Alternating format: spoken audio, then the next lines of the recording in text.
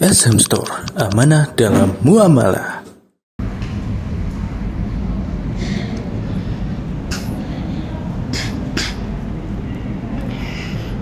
Assalamualaikum warahmatullahi wabarakatuh.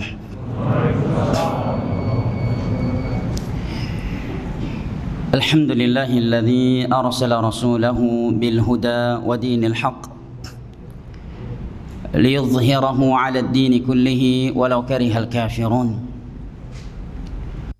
Wa la ilaha illallah wahdahu la syarika lahu iqraran bihi wa tauhida. Wa asyhadu anna Muhammadan 'abduhu wa rasuluhu sallallahu alaihi wa ala alihi wa sahbihi wa sallama tasliman katsira, amma ba'd. Fa ahlan wa sahlan wa marhaban bikum ikhwanil kiram wa akhwati al-karimat yang ana cintai dan hormati, rahimani Allah wa iyyakum wa baraka fikum. Sebelumnya ana meminta maaf atas keterlambatan, karena qaddar Allah bukan kita yang driver pesawatnya. Ya, qaddar Allah yang tadinya kita prediksi bisa sampai di jam 8:30, qaddar Allah wa ma syaa fa'al, mendarat di jam 9:20 atau 30 tadi ya. Baik, alhamdulillah, puji dan syukur senantiasa kita panjatkan kehadirat Allah Jalla wa Ala yang telah berfirman, wa in ta'uddu ni'matallahi la tuhsuha innal insana lazalumun kafar. Dan kalaulah kalian ingin menghitung-hitung akan nikmat Allah atas kalian, la tuhsuha, niscaya kalian tidak akan mampu menghitungnya.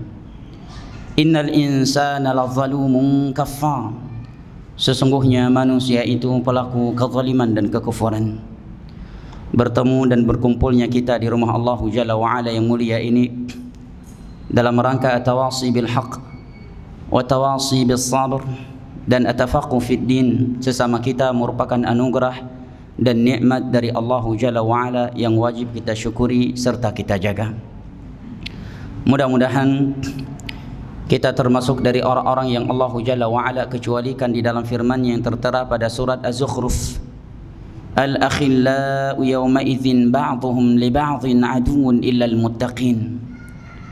Seluruh orang-orang yang saling cinta mencintai, saling sayang menyayangi, saling bahu-membahu di dunia ini akan saling bermusuhan di antara mereka pada hari kiamat kelak. Illal muttaqin, kecuali orang-orang yang bertakwa kepada Allah Jalla wa Ala. Al-Imam Ibnu Katsir ketika menafsirkan ayat ini mengatakan, fa kullu musadaqatin wa musahabatin li ghairillahi azza wa jalla fa innaha tadhi'u wa tasiru adawatan yaumal qiyamah illa ma kana lillahi fa innahu yadumu bidawamih. Maka seluruh pertemanan dan persahabatan yang bukan karena Allah, tidak saling menuntun untuk bertakwa kepada Allah Jalla wa Ala, seindah dan seerat apapun di dunia ini, itu semuanya akan sia-sia dan bahkan akan berubah menjadi sebuah permusuhan di hari kiamat kelak, kecuali yang karena Allah, fa innahu yadumu bidawamih, maka ia akan abadi karena Allah yang maha abadi. Kita juga memohon semoga Allah Jalla wa Ala memasukkan kita dari golongan yang ia firmankan di dalam sebuah hadis qudsi yang diriwayatkan oleh Al-Imam Tirmidzi dari Mu'adz bin Jabal radhiyallahu anhu yang disahihkan oleh Syekh Al-Albani, wajabat mahabbati lil mutahabbina fiha wal mutajalisina fiha wal pasti cintaku untuk mereka orang-orang yang saling cinta mencintai sesama mereka karenaku. Mereka duduk-duduk sesama mereka karenaku. Mereka saling kunjung mengunjungi sesama mereka karenaku, dan mereka saling berbagi sesama mereka karenaku. Di dalam hadis yang diriwayatkan oleh Imam Al-Bukhari dan Muslim dari Abu Hurairah radhiyallahu anhu, Rasulullah sallallahu alaihi wasallam bersabda, sab'atun yudhilluhumullahu yauma la dhilla illa dhilluh. 7 golongan yang akan mendapatkan naungan Allah pada hari kiamat, pada hari yang tiada naungan kecuali hanya naungannya. Di antara mereka adalah rajulani tahabba fillah ijtama'a alaihi waftaraqa alaihi. adalah mereka orang-orang yang saling cinta mencintai karena Allah. Mereka berkumpul karena Allah dan mereka berpisah karena Allah. Dan ana juga bersyukur kepada Allah Jalla wa'ala, kemudian berterima kasih kepada antum semua dan terkhusus panitia yang telah menjadi sebab ana dapat sampai ke kota ini untuk mengunjungi antum. Di dalam sebuah hadis yang diriwayatkan oleh Imam Muslim dari Abu Hurairah radhiyallahu anhu, Rasulullah sallallahu alaihi wasallam menyebutkan anna rajulan zara akhan lahu fi qaryatin fa arsadallahu ala ma darajatihi malaka. Pernah seseorang melakukan perjalanan ke suatu tempat, maka di tengah perjalanannya Allah Jalla wa ala mengutus seorang malaikat kepadanya dan berkata, aina turid, hendak ke mana engkau wahai fulan? Dia pun menjawab, uridu ziyarata akhin li fi hadhihi alqaryah, aku ingin mengunjungi saudaraku di tempat ini. Qala hal min ni'matin tarubbuha alaih, maka malaikat tersebut pun kembali bertanya kepadanya, apakah kunjungan ini engkau lakukan karena keuntungan dunia yang engkau harapkan darinya? Dia pun menjawab, la ghaira annani ahbabtuhu fillah, sama sekali bukan, tidaklah aku mengunjunginya melainkan karena aku mencintainya karena Allah. Qala fa inni rasulullah ilaika fa inna Allah qad ahabbaka bima ahbabtahu fih, sungguh aku adalah malaikat yang diutus oleh Allah kepadamu. Sungguh Allah telah mencintaimu karena engkau mencintai saudaramu karena Allah Jalla wa ala. Semoga kita termasuk dari golongan yang seperti ini, karena sungguh tidaklah kita bertemu dan berkumpul saat ini di rumah Allah Jalla wa ala yang mulia ini kecuali karena undang-undang dasar kita, radhina billahi rabba wa bil islami dina wa bi Muhammadin sallallahu alaihi wasallam nabiyyan wa rasula, dan konsekuensi-konsekuensinya. Ini menerangkan kepada kita benarnya firman Allah Jalla wa ala yang tertera di dalam surat Al-Isra, di mana Allah Jalla wa ala berfirman, inna hadzal qur'ana yahdi lillati hiya aqwam wa yubashshirul mu'minina alladhina ya'maluna as-salihati anna lahum ajran kabira. Sesungguhnya Al-Quran ini menuntun kepada sesuatu yang lebih sempurna, yang lebih indah, yang lebih kuat. Kata Imam Asy-Syanqiti dalam tafsirnya Adwaul Bayan ketika menafsirkan ayat ini, di antara buktinya adalah di mana persaudaraan yang dibangun di atas nilai-nilai Al-Quran itu jauh lebih indah dan jauh lebih erat daripada persaudaraan yang dibangun di atas nasab belaka. Karena sungguh ikhwanil kiram wa akhwati al-karimat yang ana cintai dan hormati, rahimani Allah wa iyyakum wa baraka fikum, tiada kebaikan sedikit pun pada pertemuan dan perkumpulan kita apabila tidak ada at-tawasi bil haqq wa tawasi bis sabr di dalamnya. Di dalam surat An-Nisa Allah Jalla wa ala berfirman, la khaira fi katsirin min najwahum illa man amara bi sadaqatin aw ma'rufin aw islahin bainan nas. Sungguh tiada kebaikan sedikit pun pada kebanyakan pertemuan-pertemuan mereka kecuali pertemuan-pertemuan yang di dalamnya ada ajakan kepada hal yang ma'ruf, seruan kepada sedekah, dan mendamaikan di antara manusia.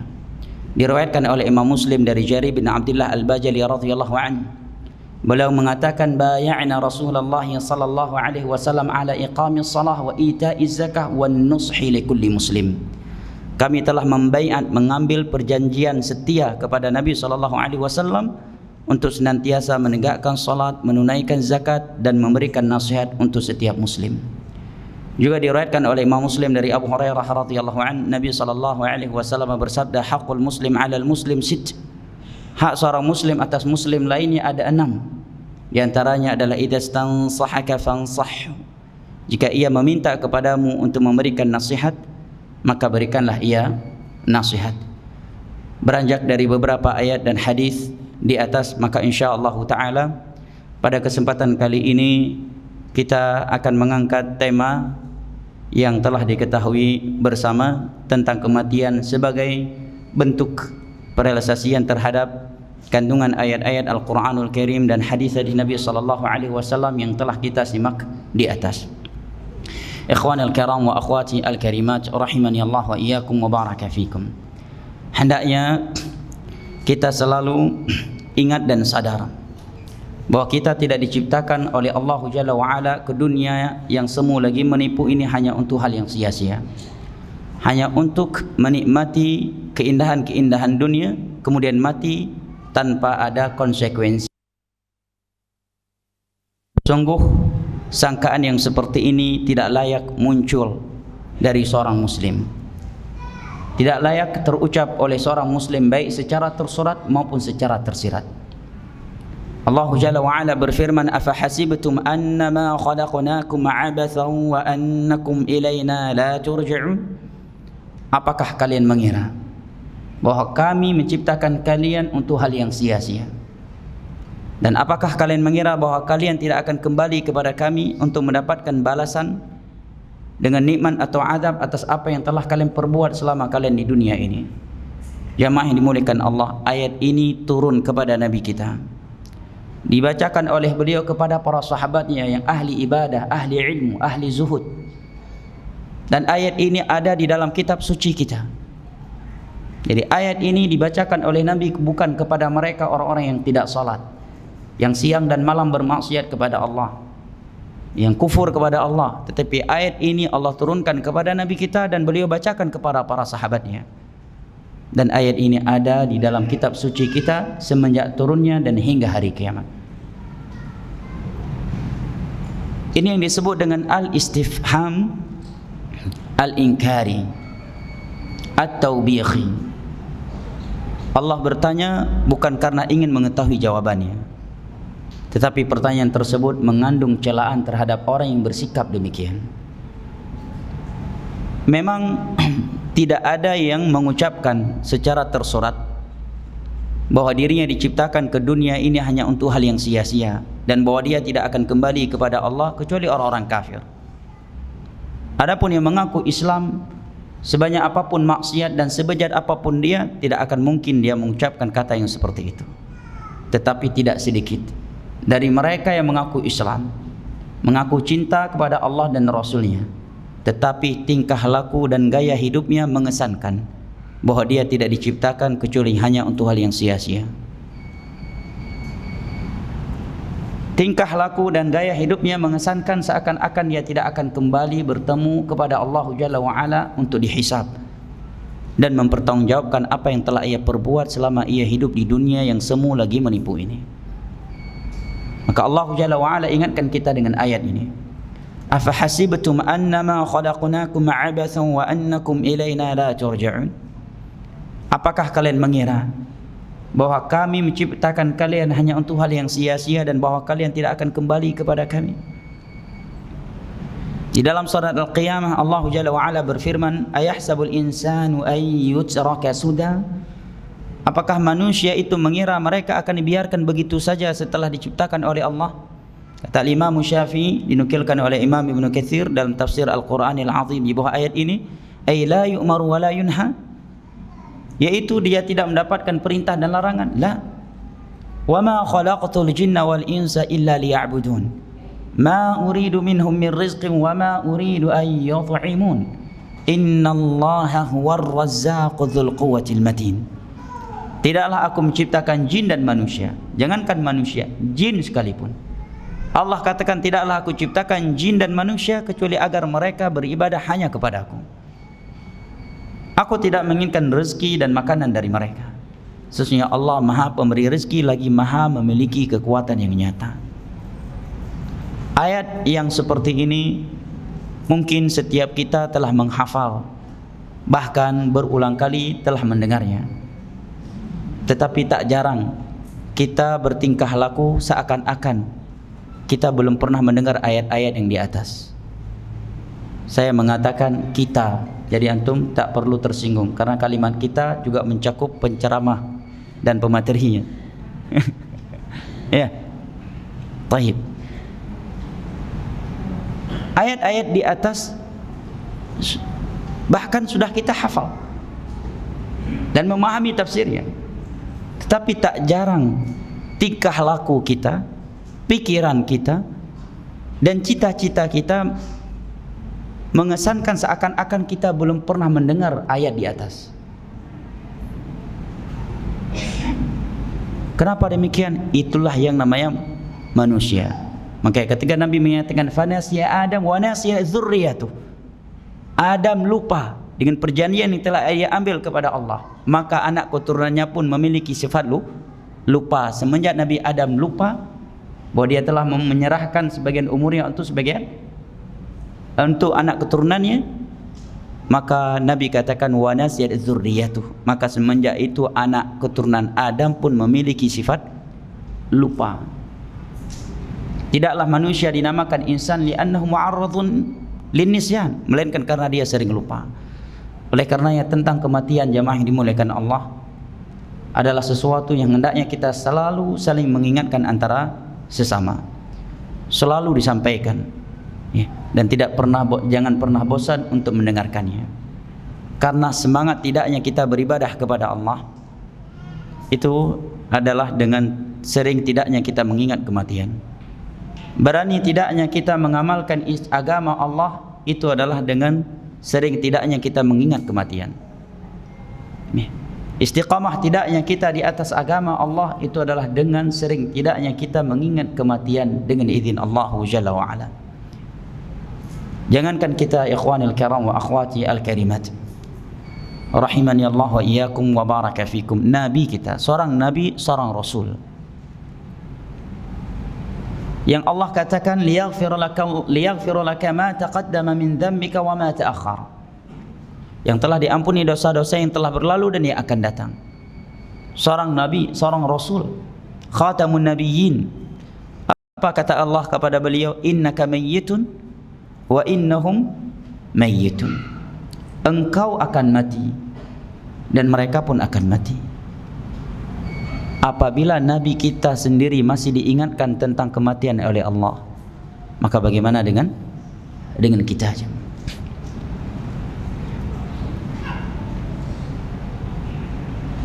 Di dalam sebuah hadis yang disebutkan oleh Syekh Al-Albani dalam As-Silsilatus Shahihah dengan riwayat At-Tabarani dari Sahal bin Sa'ad As-Sa'idi radhiyallahu anhu, bahwa suatu ketika Jibril alaihi salam turun mendatangi Nabi kita sallallahu alaihi wasallam dan berkata, perhatikan wasiat berikut ini, datang dari seorang malaikat terdekat, muta'in thumma amin, malaikat yang paling dekat dengan Allah, yang paling agung di sisi Allah dan yang paling ditaati oleh seluruh malaikat langit dan bumi, malaikat Jibril alaihi salam. Kepada siapa beliau menyampaikan wasiat berikut ini? Kepada Nabi terbaik, Nabi terdekat di sisi Allah, Nabi yang paling mulia di sisi Allah. Apa isi wasiatnya jemaah? Isi wasiatnya, seandainya ada orang yang menyampaikannya kepada kita dan itu bukan hadis, mungkin kita akan baper, kita akan tersinggung, ya. Mungkin kita akan menuduh orang tersebut, menganggap kita sebagai orang yang lalai dan pelaku maksiat. Tapi lihat, ya, isi wasiat berikut ini datang dari malaikat Jibril kepada khatamun nabiyyin. Apa kata malaikat Jibril alaihi salam? Ya Muhammad, ish ma syi'ta fa innaka mayyitun, ish ma syi'ta fa innaka mayyitun, wa ahbib man syi'ta fa innaka mufariquh, wa'mal ma syi'ta fa innaka majziyun bih, wa'lam anna syarafal mu'min qiyamuhu bil lail wa 'izzuhu istighna'uhu 'anil nas. Wahai Muhammad, untuk kita manusia tidak boleh memanggil Nabi dengan namanya, tapi ini malaikat yang memanggilnya. Untuk kita ada aturannya, la taj'alu du'a ar-rasuli ka du'ai bainakum ba'dikum ba'dha. Jangan kalian memanggil Muhammad seperti sebagian kalian memanggil sebagian yang lainnya dengan nama la. Ya. Intinya di masa beliau masih hidup, para sahabat tidak diperbolehkan memanggil Nabi kecuali dengan sebutan ya Rasulullah, ya Nabi Allah. Tiada yang memanggil beliau dengan panggilan ya Muhammad kecuali Arab Badui, dan itu dimaklumi oleh Rasulullah karena kejahilan mereka. Jibril alaihi salam memanggil Nabi kita ya Muhammad, wahai Muhammad. Ya, menggunakan kata ya, harfun nida, huruf yang digunakan untuk memanggil. Kalimat huruf ya yang digunakan untuk memanggil dalam bahasa Arab itu tidak tujuan dipakai kata tersebut atau ya itu litanbih, agar lawan bicara kita fokus dan benar-benar perhatian terhadap kita. Ya, ya. Ya Muhammad. Ini menunjukkan keseriusan malaikat Jibril dalam menyampaikan wasiat berikut ini. Ish ma syi'ta fa innaka mayyitun. Hiduplah sesukamu karena kamu akan mati. Gimana kalau ada orang lain nasihati antum seperti itu? Hah? Bisa sensitif, bisa baper kita, ya kan? Enti merasa, saya ini Masya Allah ngaji setiap hari, kok enti ngomong seperti itu kepada anak? Emangnya enti lihat anak lagi keluar dari diskotik? Anak ini Masya Allah dekat dengan ulama, dengan ustaz. Saya ini sholat 5 waktu di lingkungan ilmu. Masa enti kasih nasihat seperti itu ke anak? Emangnya anak lagi futur? Ini namanya baper. Baper yang tercela. Baper terbagi menjadi 2. Baper mamduh dan baper mazmum. Taib. Apa kata malaikat Jibril alaihissalam? Ya Muhammad, ish ma syi'ta fa innaka mayyitun. Hiduplah sesukamu karena kamu akan mati. Nabi kita masih diingatkan tentang kematian oleh malaikat Jibril alaihissalam. Wa ahbib man syi'ta fa innaka mufariqah. Cintailah siapa yang engkau sukai di dunia ini, karena pasti engkau akan berpisah dengannya. Istri, anak, sahabat, murid, ustaz, dan yang lainnya. Semuanya engkau akan berpisah darinya, walaupun kita sangat mengidolakannya. Oleh karenanya ketika berita wafat Nabi SAW tersebar dan sampai ke telinga Umar bin Khattab radhiyallahu anhu, beliau mengatakan, barang siapa yang berani menyampaikan berita bahwa Nabi Muhammad telah wafat, adrib unuqah, saya penggal lehernya, kata Umar. Karena beliau khawatir itu upaya orang-orang munafik untuk mengembos semangat kaum muslimin. Begitu sampai rupanya benar beritanya. Para sahabat semuanya dalam kesedihan. Bagaimana tidak, orang yang paling mereka cintai, Rasulullah, telah wafat. Yang telah mengenalkan mereka kepada tauhid, yang telah menuntun mereka dari syirik ke tauhid, dari bid'ah ke sunnah, dari maksiat kepada ketaatan. Yang tadinya belum pernah merasakan ketenangan jiwa kecuali setelah beliau datang, tiba-tiba wafat. Sebagai Rasul, sebagai Nabi, imam salat mereka, pemateri kajian mereka, panglima jihad mereka, menteri ekonomi mereka, semuanya mereka tiba-tiba wafat. Semuanya langsung sedih dan patah semangat. Loyo. Yang tegar saat itu adalah orang yang selama ini dikenal lembutnya luar biasa.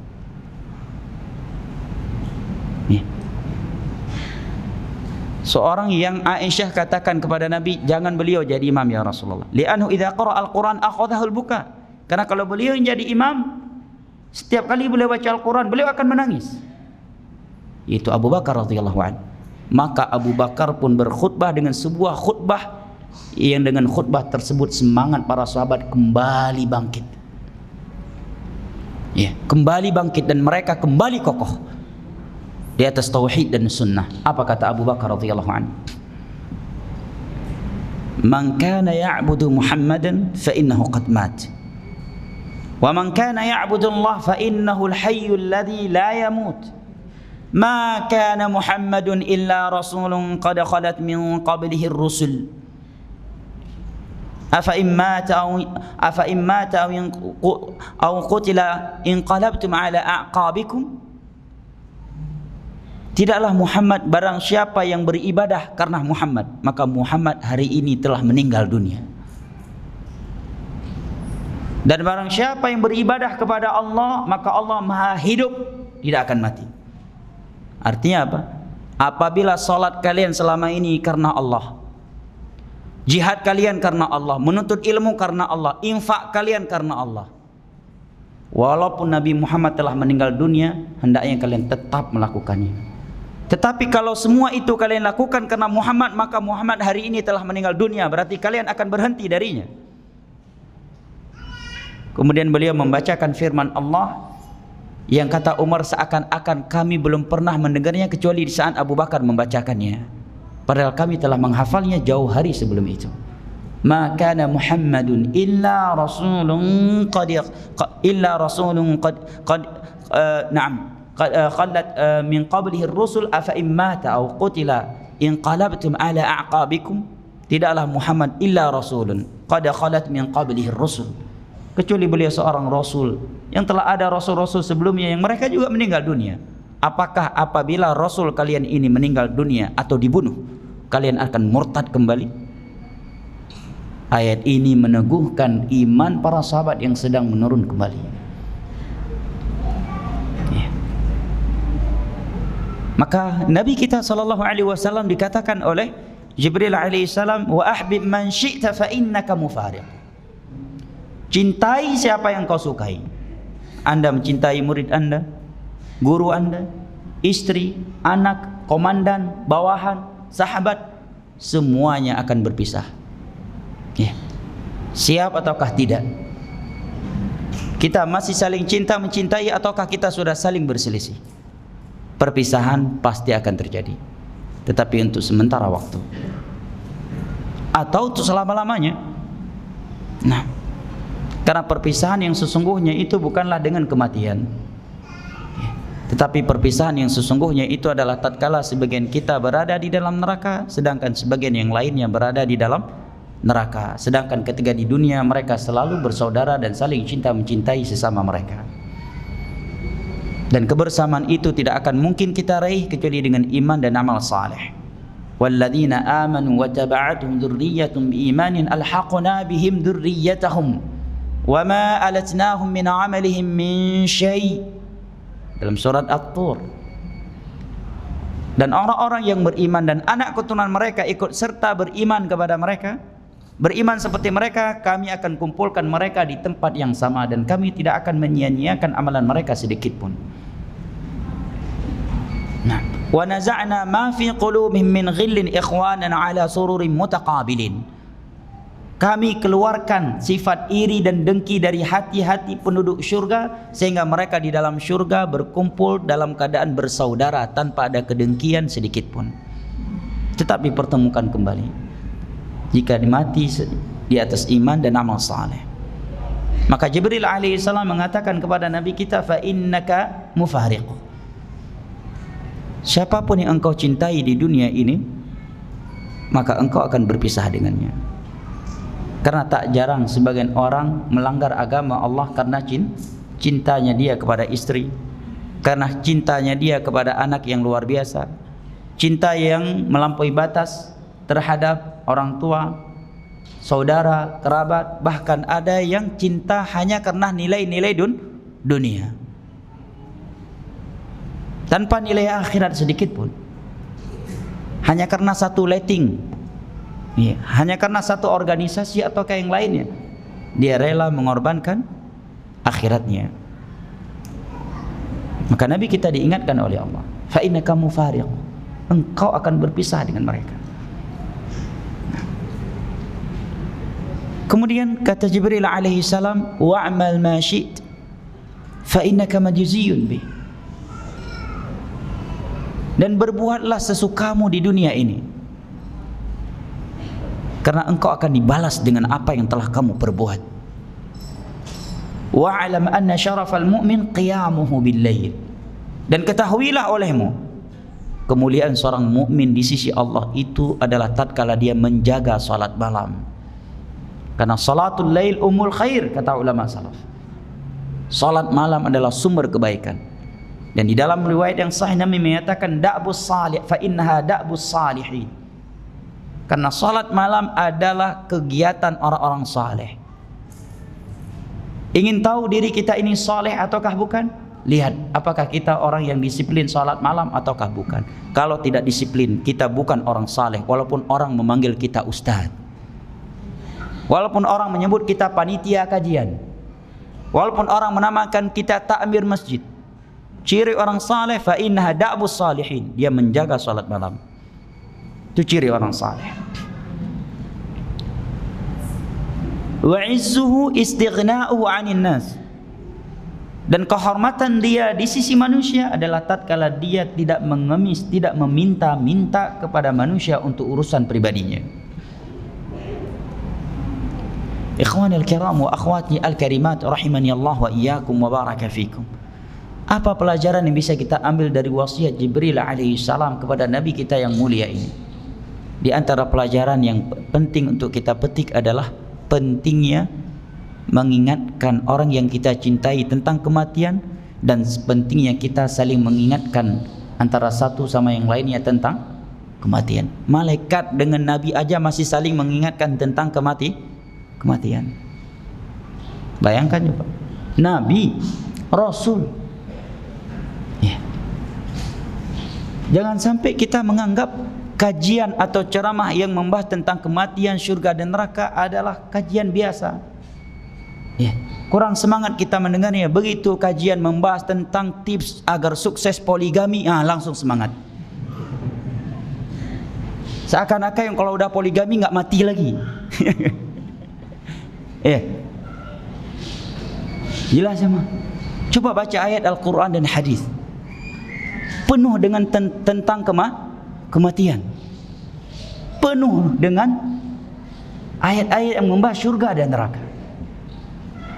Nah, Nabi kita, Nabi Muhammad, Rasul, Khatamun Nabiyyin, masih diingatkan tentang kematian oleh malaikat Jibril alaihissalam. Karena dengan kita mengingat kematian jamaah yang dimuliakan Allah, kita akan semangat beribadah, kita akan segera bertobat. Musibah yang terasa besar atau yang terlihat besar dan terasa berat akan menjadi ringan dan akan terlihat kecil. Tatkala seorang mengetahui dirinya pasti akan mati, bahwa kematian sesuatu yang pasti selalu menghantui dan datang tanpa diprediksi. Allah Jalla wa Ala berfirman, "Aynama takunu yudrikumul maut walau kuntum fi burujin musyayyadah." Dimanapun kamu berada, kematian akan mendatangimu walaupun engkau sedang berada di dalam benteng-benteng yang sangat kokoh. Siapa yang pernah memprediksi di masa itu Fir'aun akan mati dengan kondisi yang begitu tragis? Mati juga. Namrud, raja yang begitu kejam dan bengis di masa Nabi Ibrahim, mati juga. Fir'aun, raja yang luar biasa jemaah. Kekuatan yang Allah berikan kepada orang ini, kepada makhluk yang alaihi la'natullah ini, bukan sekedar kerajaan yang bersifat kekayaan, kekuatan fisik pun Allah berikan. Tinggi besar sehingga dia mengatakan ana rabbukumul a'la, aku adalah Tuhan kalian yang maha tinggi. Sampai-sampai ia berkata kepada menterinya, Haman, ya Haman, ibni li sarhan la'alli ablughul asbab samawati fa'at'ana ila ilahi Musa wa inni la'adhunnuhu kadhiba. Wahai menteriku Haman, tolong buatkan tangga atau paramik ke langit. Aku ingin ke langit menjumpai Rabbnya Musa yang menyampaikan Rabbnya di langit. Aku menyangka dia dusta. Pendusta pertama tentang ketinggian Allah, bahwa Allah itu berada di atas langit dalam Al-Quran adalah Fir'aun. Maka yang mengingkarinya, berarti mengambil akidah Fir'aun. Nah, kok keras ayat Al-Quran? Ya kan? Wa inni la'adhunnuhu kadhiba. Aku menganggap si Musa ini dusta. Sehingga dia meminta kepada menterinya untuk dibuatkan paramik, mau ke langit menjumpai Tuhannya Musa. Menunjukkan apa? Musa menyampaikan Allah berada di atas langit kepada Fir'aun, dan Fir'aun mendustakannya. Dan ini orang yang pertama kali mendustakan keberadaan Allah di atas langit kalau kita membaca Al-Quran. Jadi itu bukan pengingkaran yang baru, itu pengingkaran yang lama, lagu lama. Ya, lagu lama, cuma musisinya aja yang berbeda. Fir'aun jamaah, kekuasaannya luar biasa. Bisa membunuh, bisa membiarkan hidup orang lain. Musa memiliki kekuatan, fawakazahu Musa faqadha alaih. Sekali tampar orang, orang langsung meninggal. Tapi berhadapan dengan Firaun, apa kata Allah? Fakharaja minha khaifai taraqqab, harus mundur. Ya. Karena kekuatannya yang luar biasa, dia lupa bahwa dirinya sebagai hamba. Ketika ia melihat Musa dan Bani Israel telah masuk ke dalam laut karena perintah Allah, dia lupa bahwa Musa masuk ke laut karena dapat perintah dari Allah dan punya mukjizat. Dia pun berani masuk ke laut demi mengejar Musa dan Bani Israel. Setelah laut ditutup, baru dia panggil Allah. Ya. Amantu billadzi amanat bihi Banu Israel. Ya. Baru dia memanggil Allah. Maka Allah katakan, falamma adrakahu al-gharq qala amantu la annahu la ilaha illa alladhi amanat bihi Banu Israel qala al-ana wa qad 'asayta min qablu wa kunta minal fal yawma nunajjika bi badanika litakuna liman khalfaka ayah. Baru dia memanggil Allah. Maka Allah katakan, sekarang kamu baru bertobat karena sudah terpaksa, karena kamu tahu dirimu akan mati. Artinya apa jamaah? Sekuat apapun orang pasti akan mati. Fir'aun mati, Namrud mati, Abu Lahab mati, Abu Jahal mati juga. Ya. Fir'aun aja mati, yang memiliki kerajaan yang luar biasa, apalagi yang nggak punya kerajaan. Ya. Raja mati, rakyat mati, yang kaya akan mati, yang miskin akan mati. Aina ma takunu yudrikumul maut walau kuntum fi burujin musyayyadah. Dimanapun engkau berada, kematian akan mendapatimu walaupun engkau bersembunyi di dalam benteng yang sangat kokoh. Walaupun seseorang sebagai militer terkuat di muka bumi, tetap dia akan mati. Dia tidak akan mampu melawan Allah, melawan malaikat maut. Jangankan itu jamaah, kita kebelet kencing aja nggak mampu kita tahan, dia kan? Gimana mau nahan malaikat maut mencabut nyawa kita? Nahan kencing aja nggak mampu. Walaupun pangkatnya jenderal, kalau kebelet kencing bisa dia tahan? Nggak bisa. Walaupun dia punya 10 bintang di pundaknya, walaupun dia militer terkejam, terbengis, terkuat di muka bumi, pernah membunuh ribuan orang misalkan, kebelet kencing nggak bisa nahan dia. Ya, lebih kecil lagi, jangankan kencing, nahan kentut aja nggak mampu. Ya kan?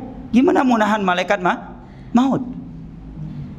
Aina ma takunu yudrikumul maut walau kuntum fi burujin musyayyadah. Dimanapun kamu berada, kematian akan mendatangimu walaupun kamu bersembunyi di dalam benteng yang sangat kokoh. Nah, sebagian ahli sirah menyebutkan, ya, ada yang menyebutkan itu Namrud dimatikan oleh Allah dengan seekor lalat yang masuk ke otaknya melalui hidungnya. Nah, lemah kita jamaah, lemah kita. Dan untuk mati itu nggak mesti pesawat yang kita tumpangi itu terbakar, nggak mesti dengan meletusnya gunung, tidak mesti dengan datangnya tsunami. Khalid ibn al-Walid, dari ujung kaki sampai ujung kepalanya itu ada bekas perang, tetapi beliau selalu meminta untuk dimatikan di medan jihad, tetapi beliau mati di atas tempat tidurnya. Dari ujung kaki sampai ujung kepalanya ada bekas perang, dan beliau meminta kepada Allah untuk mati di medan, berharap mati di medan jihad, tetapi beliau wafat di atas tempat tidurnya. Ya, kajian duha ini ana jadi teringat sebulan 3 minggu yang lalu kurang lebih. Di waktu yang seperti ini di daerah Tembung, pinggiran kota Medan, pembahasan sama tentang kematian. Ba'da Isya ada salah satu jamaah yang pas kajian ana duha waktu itu, dia duduk di depan, sehat semangat. Ba'da Isya meninggal dunia. Bukan berarti ini menakut-nakuti yang duduk di depan nanti malah makan mati. Bukan jemaah. Ya. Di Tembung 3 minggu yang lalu, ya, 3 minggu yang lalu. Kajian tentang kematian duha. Ya. Kalau saya nggak salah ingat hari Sabtu. Kajiannya. Malamnya beliau meninggal dalam keadaan sehat-sehat. Dalam keadaan sehat-sehat. Umur pun belum tua. Masih dikategorikan syabab. Ya. Sudah berkeluarga dan masih muda. Ya. Pernah juga salah satu jamaah kita di Banda Aceh, jamaah pengajian. Kajian antara maghrib dan isya. Dalam kajian tersebut, orang tua ini bertanya tentang kematian. Begitu selesai kajian salat isya, beliau meninggal dalam keadaan sujud. Subhanallah. Jadi untuk mati itu jamaah enggak mesti naik pesawat dulu, kemudian terjadi turbulen baru ingat kematian. Hah? Untuk mati itu enggak mesti ya, terjadi gempa bumi, terjadi ya, letusan gunung, insiden lalu lintas, kena tumor, kena kanker, stroke. Enggak mesti dengan itu semuanya. Saya punya teman masuk kamar mandi, keluar dari kamar mandi jatuh, terjadi pembekuan darah, meninggal dunia, dan badannya cukup sehat. Punya anak muda juga yang belajar semangat dengan anak beberapa tahun yang lalu, baru selesai tunangan, belum nikah, beberapa minggu lagi akan menikah. Sedang duduk-duduk dengan orang tuanya, dia merasa asam lambungnya naik. Tidak lama kemudian jatuh, dibawa lari ke rumah sakit, dan tidak lama kemudian meninggal dunia. Dan walillahilham, sebelum beliau meninggal saya menjenguk beliau di IGD dan sempat mentalkinkannya la ilaha illallah. Semoga beliau mati husnul khatimah. Masih anak muda, baru selesai kuliah. Jadi kematian itu jamaah enggak mesti kita udah tua dulu, ya, udah jadi kakek-kakek, ya. Tunggu, enggak mesti datang tsunami dulu baru mati, banjir bandang lah. Siapa bisa memprediksi? Salah satu di antara kita atau semua yang meninggal dunia dalam waktu yang seperti ini. Kami di Aceh tidak pernah memprediksi di tahun 2004 datang tsunami yang menyeremut nyawa ratusan ribu nyawa dalam waktu yang sangat singkat. Tiada yang memprediksinya. Para sahabat pun enggak memprediksi Nabi meninggal dunia di waktu tersebut. Nah, Khalid ibn Walid, panglima perang, meninggal di atas tempat tidur. Maka jamaah yang dimuliakan Allah, ya, kita harus sering-sering mengingat kematian. Nah,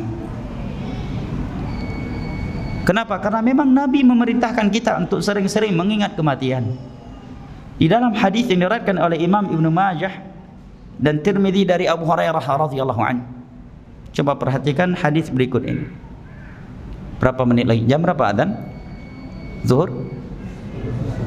11? Setengah 12? Hah?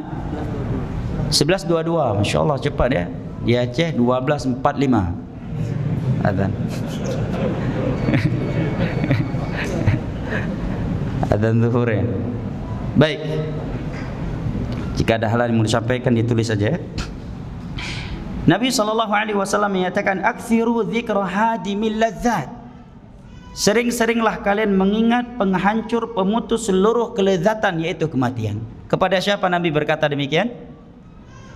Kepada Abu Bakar, Umar, Uthman, Ali, para sahabatnya.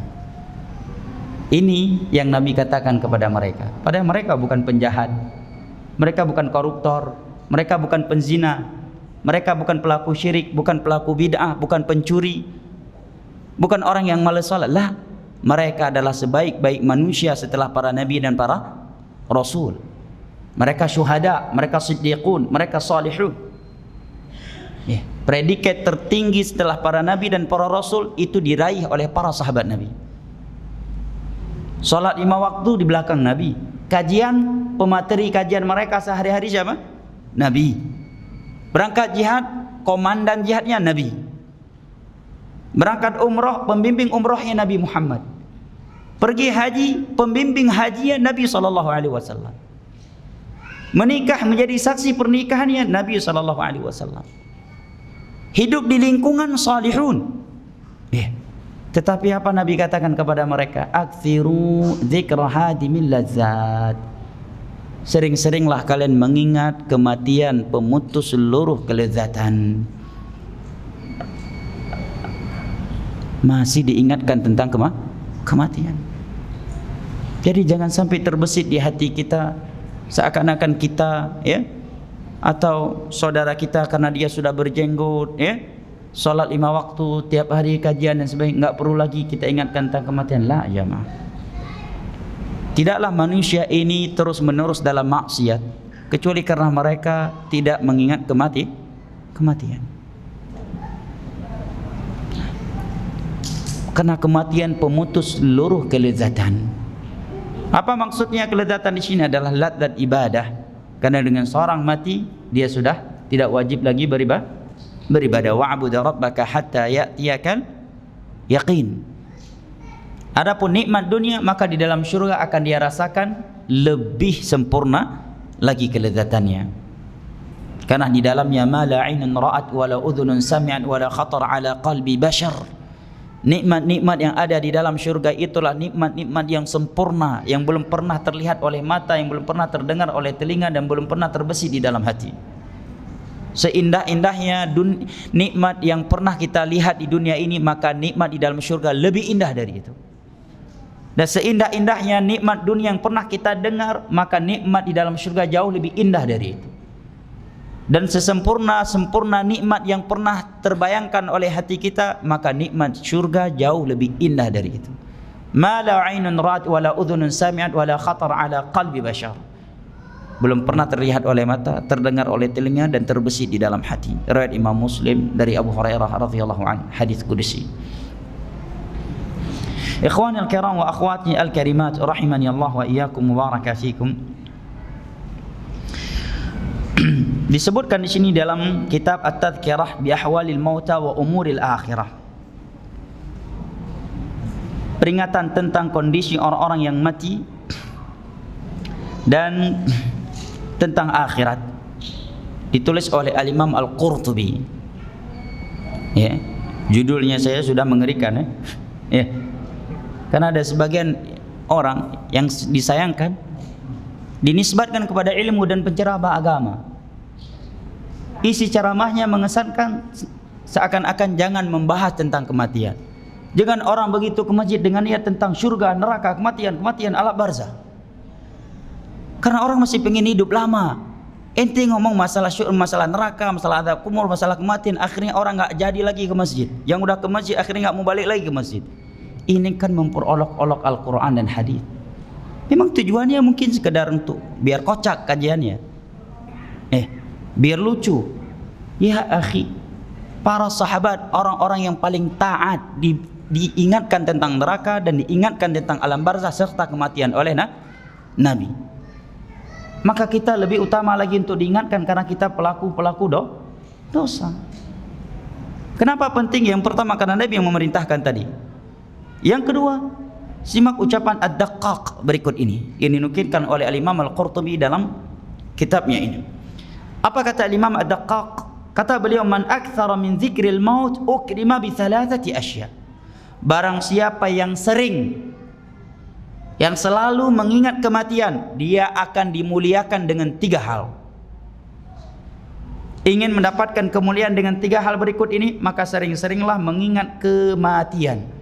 Apa 3 hal tersebut? Yang pertama, ta'jilut taubah, segera bertaubat. Dan taubat adalah sebab kesuksesan dunia dan akhirat. Yang kedua, wa qana'atul qalb, dia akan diberikan sifat qana'ah, ridha dengan pemberian Allah, sedikit maupun banyak, merasa cukup dengannya. Dan ini sumber kebahagiaan. Dalam hadis yang diriwayatkan oleh Imam Muslim dari Abdullah bin Amr bin As radhiyallahu anhuma, Nabi menyatakan, qad aflah man aslam wa ruziqa kafafan wa qanna'ahu Allah bima atah.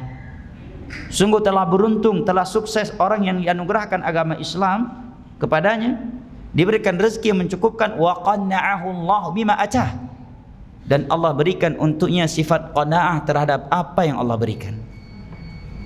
Apa yang membuat sebagian manusia rela membunuh, merampok, ya, korupsi, meninggalkan anak dan istri, bertengkar di antara mereka untuk mendapatkan dunia? Sebabnya adalah tidak adanya sifat qanaah.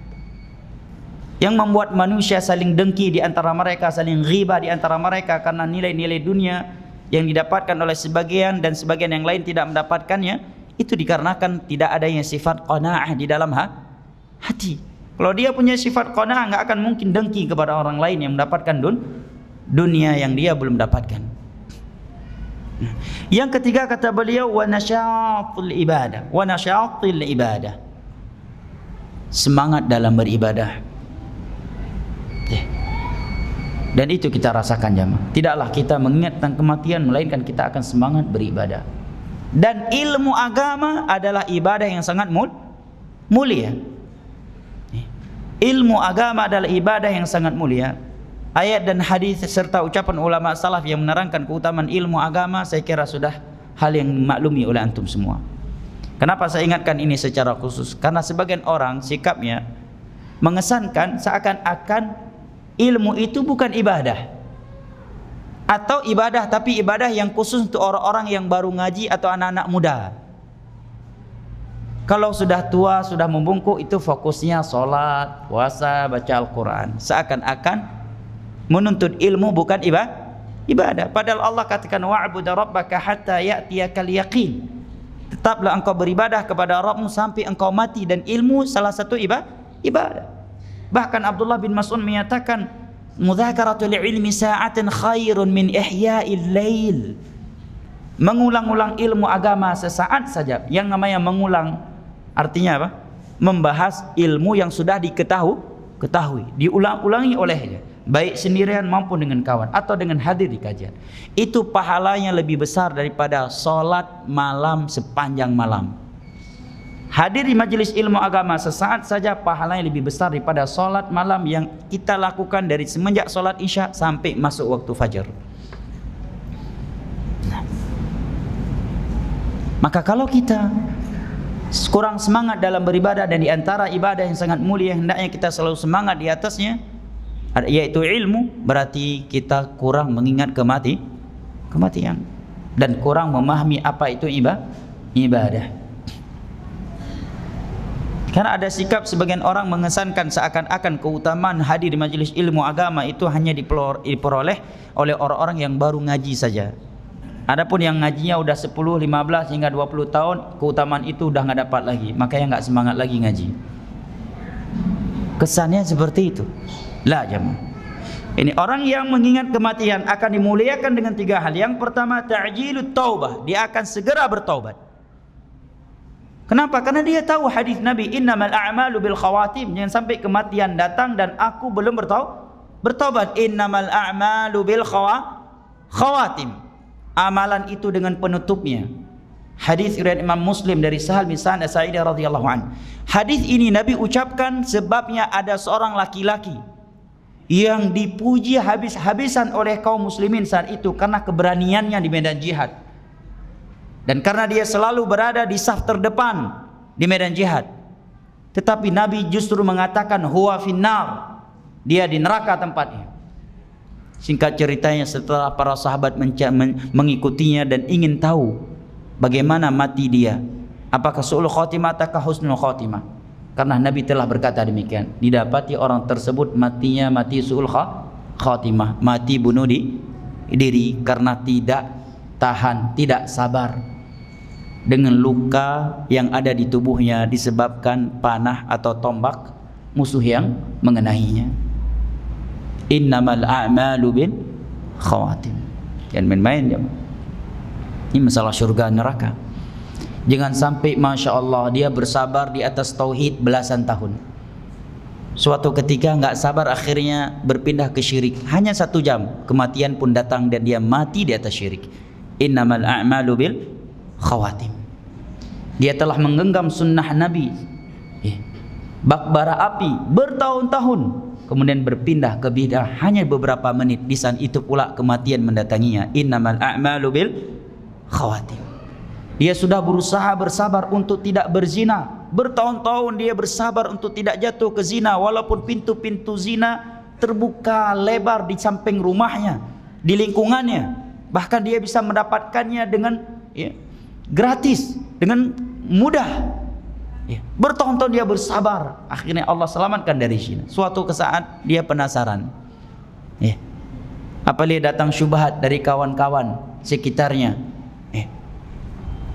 yang lain, apalagi syaitan memberikan bisikan kepada dia, seorang anak muda, kalau kawan-kawan lain tidak berzina, yang udah hijrah tapi mereka udah pernah melakukan maksiat ini dan maksiat itu, kalau aku terlalu cepat hijrahnya sehingga belum merasakan maksiat ini dan maksiat itu, penasaran, akhirnya dia pun melakukannya.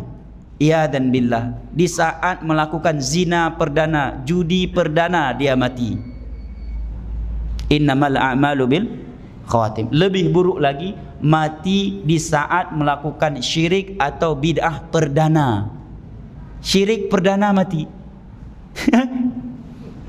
Kan rugi. Di bid'ah perdana dia mati. Ini lebih buruk daripada maksiat. Innamal a'malu bil khawatim. Amalan itu dengan penutupnya. Yub'atsu kullu 'abdin 'ala ma mata 'alaih. Setiap orang itu akan dibangkitkan sesuai dengan kondisi matinya. Hadis riwayat Imam Muslim dari Jabir bin Abdullah radhiyallahu anhu.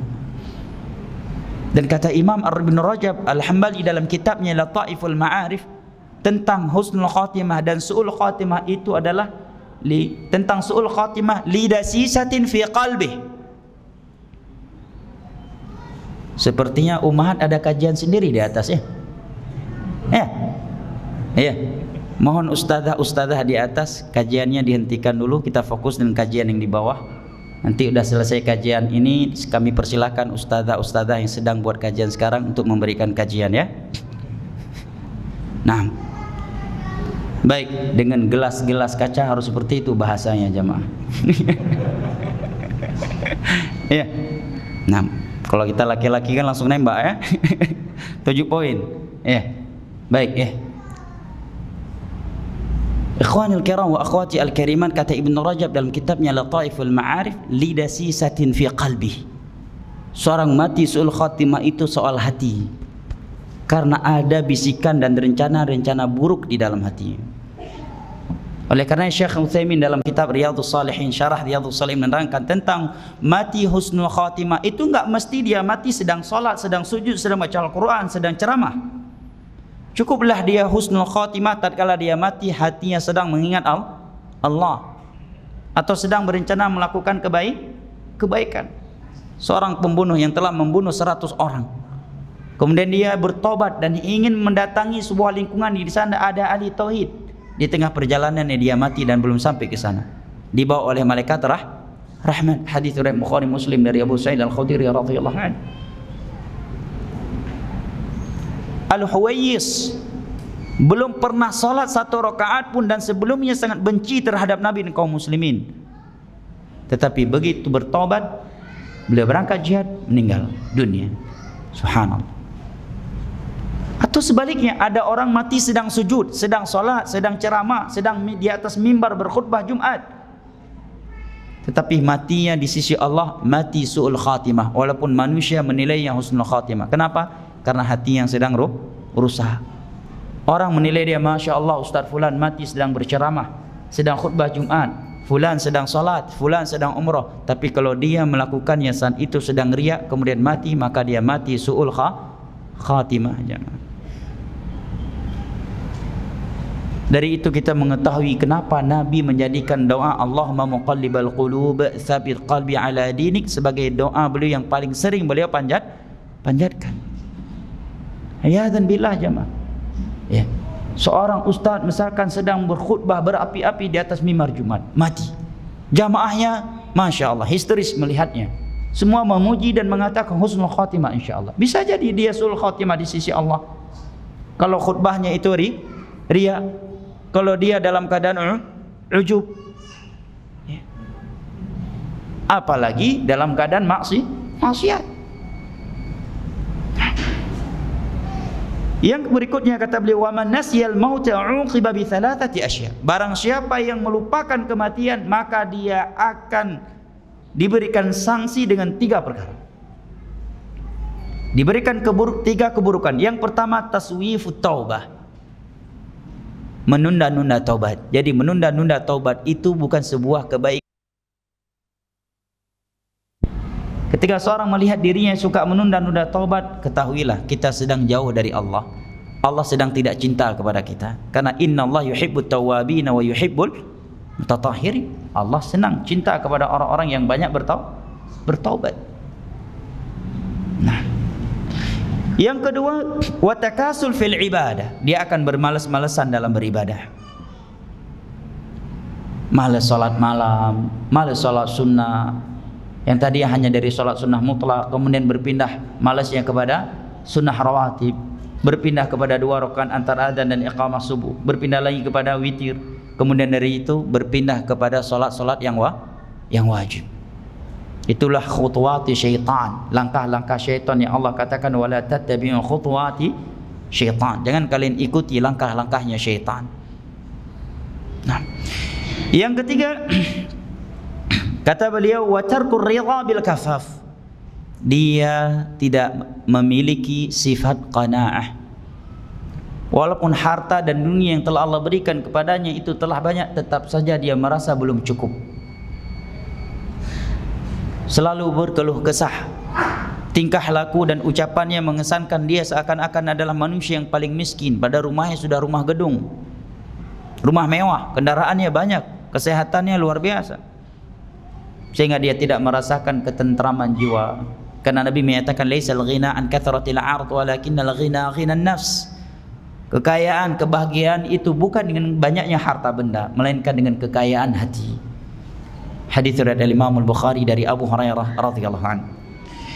Berikut ini jamaah dimuliakan Allah, lihat kehebatan-kehebatan dan keajaiban-keajaiban pada mereka yang sering dan selalu atau paling sempurna dalam mengingat kematian. Keajaiban-keajaiban yang muncul dari mereka dalam melakukan ibadah kepada Allah. Yang pertama, sudah muadzan ya? Sudah ya? Sudah 10 menit lagi. Kita masuk diskusi atau bagaimana? Ada hal yang mau disampaikan? Tidak ada? Baik. Yang pertama aja. Dalam Riyadhus Shalihin, Imam Nawawi menyebutkan sebuah hadis dari As-Sahih dari Abu Hurairah radhiyallahu anhu, bahwa di perang Uhud saat itu ada seorang yang bernama Abu Dujanah. Di dalam genggamannya sudah ada beberapa butir kurma yang dibagikan untuk kaum mujahidin yang baru selesai perang. Seorang mujahidin di medan perang sudah menggenggam kurma, sangat sulit dia melepaskannya kalau belum memakannya. Bahkan peperangan bisa berhenti apabila prajurit akan melupakan peperangan karena kelaparan dan kehausan. Di saat beliau sudah mendapati jatah kurma beliau dan sudah menggenggamnya dengan tangannya, beliau berkata kepada Rasulullah, "Ya Rasulullah, in qultiltu ana fa aina hana?" Wahai Rasulullah, seandainya saya mati di sini, maksudnya di perang Uhud, di manakah tempatku? Maka Nabi menyatakan fil jannah, tempatmu di surga. Apa yang dia lakukan? Fa'alqa tamaratin. Seketika itu ia melepaskan butiran-butiran kurma yang sudah ia genggam untuk ia makan, langsung menuju ke barisan orang-orang musyrik, berperang dengan mereka sampai meninggal dunia. Itulah mereka kalau sudah mendengar kalimat surga neraka. Nah, Hanzalah, pengantin baru, di saat perang Uhud diumumkan beliau sedang berada di atas tubuh istrinya. Pengantin baru jawab. Mungkin kalau kita bom atom jatuh di pinggir rumah aja nggak terdengar. Pengantin baru, ya kan? Alarm dari jam 3 pagi sampai jam 4 pagi udah bunyi, udah 20 kali dia matikan alarmnya. Pengantin baru, apalagi malam pertama, ya kan? Bom atom jatuh aja nggak terdengar. Nggak terdengar bom atomnya yang jatuh. Orang bilang tsunami, nggak apa-apa deh, kita tsunami dalam keadaan malam baru, ya, pengantin baru. Orang menyatakan gempa bumi saja mungkin dia nggak akan lari. Alhamdulillah, begitu mendengar seruan jihad beliau langsung berangkat jihad dan mati dalam keadaan junub. Keluarganya kayak merasa berat, merasa gimana gitu. Suaminya meninggal dalam keadaan masih junub, belum mandi. Apa kata Nabi? Inna sahibakum hadza la tughassiluhul malaika. Sahabat kalian ini dimandikan langsung oleh malaikat-malaikat Allah. Nah, Ibrahim At-Taimi, gurunya Sufyan ibn Uyainah, seorang ulama tabi'in.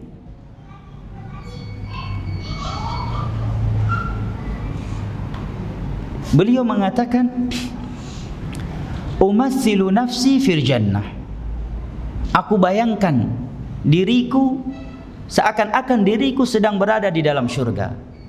Aku meminum minuman yang ada di dalam syurga, memakan buah-buahan yang ada di dalamnya, wa'aniqu al-hurul 'ain, dan aku sedang memeluk bidadari-bidadari yang ada di dalamnya.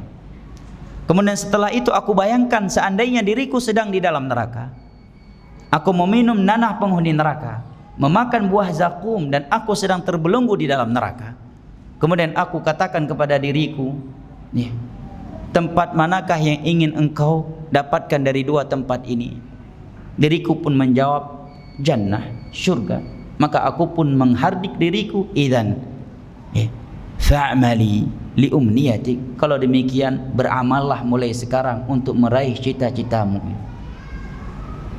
Itu Ibrahim At-Taimi, jemaah, seorang ulama tabi'in. Seperti itu mereka menyemangatkan diri mereka sendiri.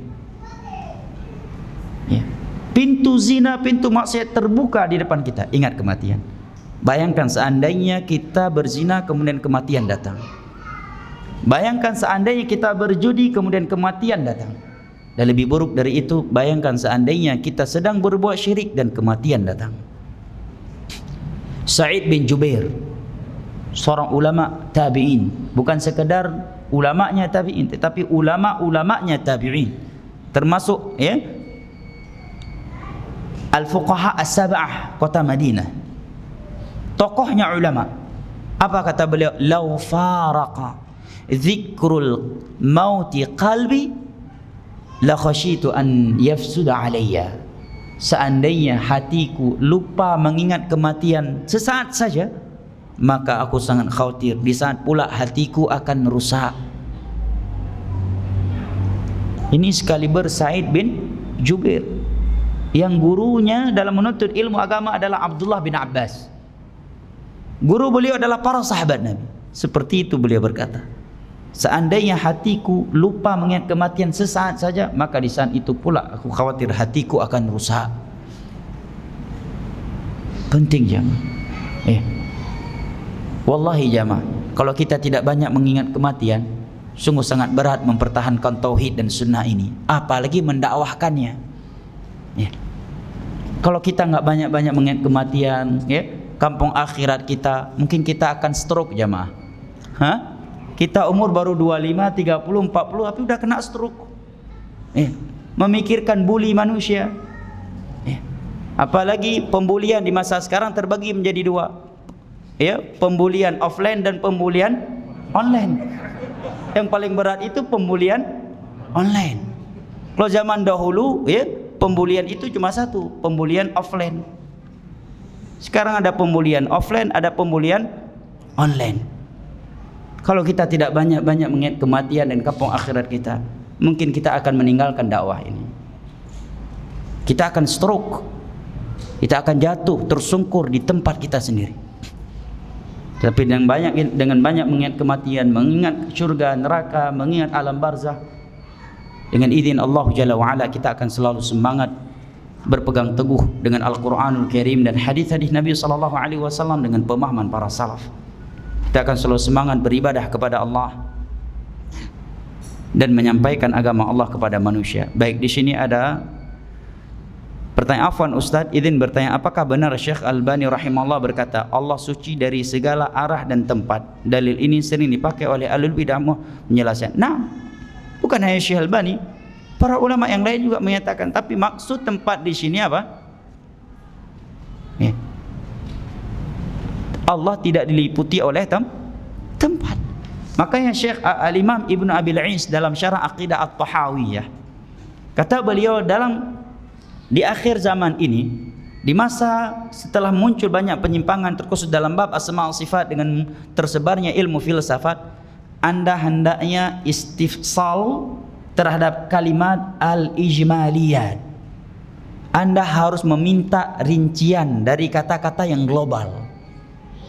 Minta rinciannya. Karena terkadang ada sebuah kata yang penggunaan asalnya bermakna positif, tetapi di masa belakangan digunakan untuk makna yang negatif. Contohnya ini, Allah tidak bertempat. Jangan langsung kita benarkan atau langsung kita dustakan. Kita tanyakan, apa yang saudara maksud tidak bertempat? Kalau saudara bermaksud Allah tidak diliputi oleh 6 arah, benar, karena Allahu Akbar, Allah Maha Besar. Ya. Tetapi kalau saudara bermaksud tidak bertempat adalah mengingkari istiwanya Allah di atas arsy, ini kekufuran, kata Imam Az-Zahabi.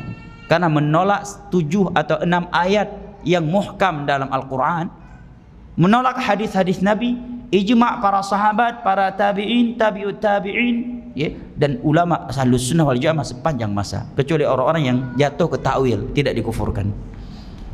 Ar-Rahmanu 'alal 'arsy istawa. Dan meyakini Allah beristiwa di atas arsy, itu bukan berarti kita meyakini Allah butuh ke arsy dan Allah diliputi oleh arsy lah. Itu kalau kita bayangkan dengan logika kita tentang makhluk. Adapun Allah tetap akbar, Allah tetap Ali, maha tinggi, dan tidaklah hal itu kita yakini kecuali karena Allah yang telah mengabarkannya dalam Al-Quranul Karim dan hadis-hadis Nabi SAW yang sahih, serta para sahabatnya tanpa ta'wil. Nah, Ustaz, saya kerja pulang malam, apakah boleh merutinkan salat malam tanpa tidur dahulu? Tidak, mengapa. Ini yang dinasihati oleh Nabi kepada Abu Dzar dan Abu Hurairah radhiyallahu anhuma. Dalam hadis yang sahih, Abu Hurairah menyatakan, "Awsani khalili bi thalath." Nabi telah memberikan pesan khusus untukku tentang 3 hal. Yang pertama, an utira qablan anam, agar aku witir dulu sebelum tidur. Karena Abu Hurairah begadang di awal malam. Cuma ya seperti sebagian anak muda zaman sekarang suka begadang di awal malam. Cuma beda, kalau Abu Hurairah begadang di awal malam untuk menghafal hadis yang boleh ambil di siang hari. Sebagian anak muda sekarang begadang di awal malam karena nonton MotoGP. Nongkrong sunnah, ini bahayanya nih. Bisa pula pada nongkrong ada nongkrong sunnah, Masya Allah. Bahkan saya lihat poster lagi, balap sunnah, futsal sunnah. Bagaimana futsal sunnah? 7 rakaat gitu futsalnya. Futsal sunnah, ya, Masya Allah. Nongkrong sunnah. Lah ya. Al-muhim, kata Abu Hurairah, beliau diberikan nasihat untuk witir sebelum tidur jika memang dikhawatirkan tidak bisa bangun di sepertiga akhir malam. Dan ini waktu yang paling afdal untuk orang yang seperti ini, kata Imam Nawawi dalam syarah Sahih Muslim. Dan waktunya semenjak selesai salat Isya. Seandainya Isya dia jamak takdim karena dia musafir, maka dia sudah boleh melakukan salat malam atau witirnya, kata Syekh Utsaimin, walaupun masih di waktu maghrib karena dia sudah melakukan Isya. Yang terakhir atau sudah ada adzan dulu? Bagaimana?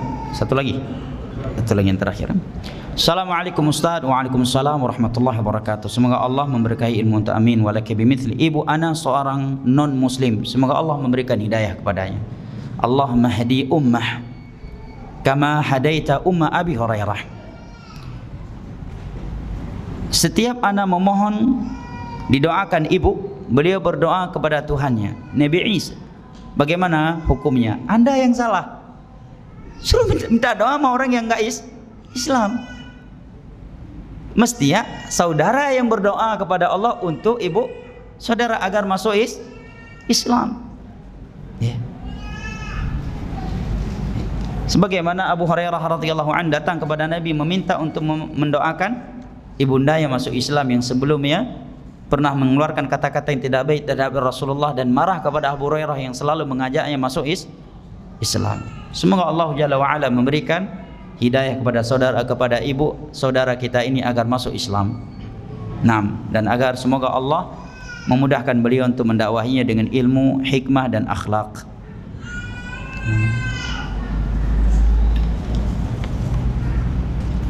Ustaz, apakah Allah mengampuni dosa syirik akbar yang dia tidak sadari? Dan ketika di akhir hayatnya dia memohon ampun atas semua dosa-dosanya, namun ia mati masih meyakini kesyirikan tersebut karena jahil. La junaha alaikum fima akhta'tum bihi walakin ma ta'ammadat qulubukum rabbana la tu'akhidna in nasina aw akhta'na. Allah maafkan kalau tidak tahu. Mungkin kata Syekh Utsaimin. Ya, dan ini dianggap akidah Murji'ah.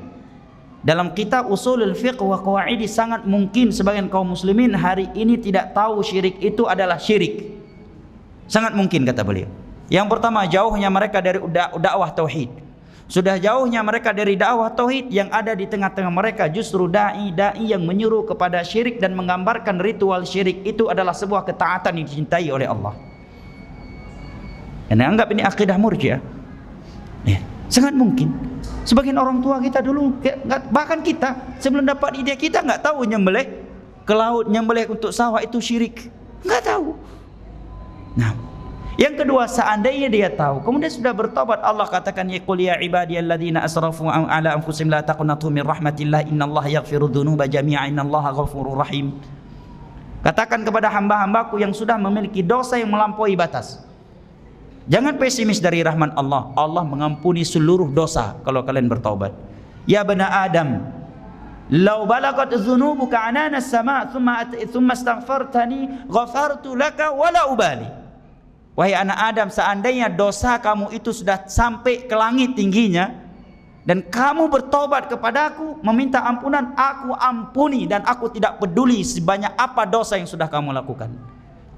Para sahabat menyembah patung sebelum Islam. Begitu bertobat mereka dimaafkan. Al-Islam yahdumu at-taubatu tahdumu ma qablaha kama anna al-Islam yahdumu ma qablah. Islam, taubat menghapuskan dosa-dosa yang sebelumnya sebagaimana Islam itu menghapuskan dosa-dosa sebelumnya. Demikian pula taubat. Yang terakhir, Abdullah Amr bin As, ayahnya Abdullah, seorang yang sangat benci kepada Nabi dan kaum muslimin dan salah satu tokoh Arab. Suatu ketika datang kepada Nabi dan menggenggam tangan Nabi. Kemudian menyatakan, "Ubayyi'uka walakin ashtariq." Wahai Rasulullah, aku akan membaiatmu tetapi dengan satu syarat. Apa kata Nabi? Tashtaritu madza? Syarat apa? Tanya dulu antum, jangan langsung terima ya kalau ada orang dengan satu syarat. Apa syaratnya? Ente dibunuh. Apa syaratnya? Aku akan masuk Islam dengan syarat dosa-dosaku diampuni.